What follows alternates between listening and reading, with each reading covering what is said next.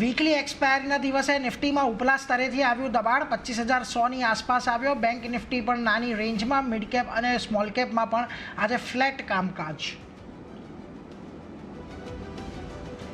સુસ્ત બજારમાં ફાર્મા શેરોમાં આવી તેજી. નિફ્ટી ફાર્મા ઇન્ડેક્સ લગભગ 1% વધ્યો. ડિવિઝ, ટોરેન્ટ ફાર્મા અને સન ફાર્મા 1 થી 2% વધ્યા. ડિફેન્સ શેરોમાં પણ ખરીદી, પરંતુ આજે આઈટી અને ઓટો શેરોમાં નફા વસૂલી.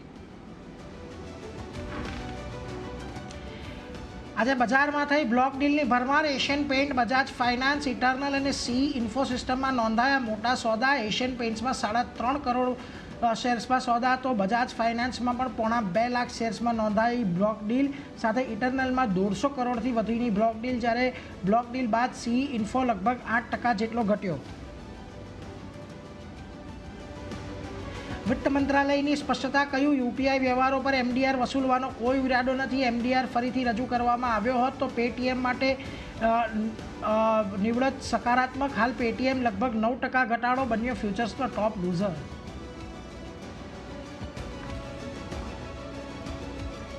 તો ક્રૂડ ઓઇલના ભાવમાં વધારો થતાં ઓએનજીસી લગભગ 3% વધીને બન્યો નિફ્ટીનો ટોપ ગેઇનર. તો ઓએમસીઝમાં આજે આવી નફા વસૂલી.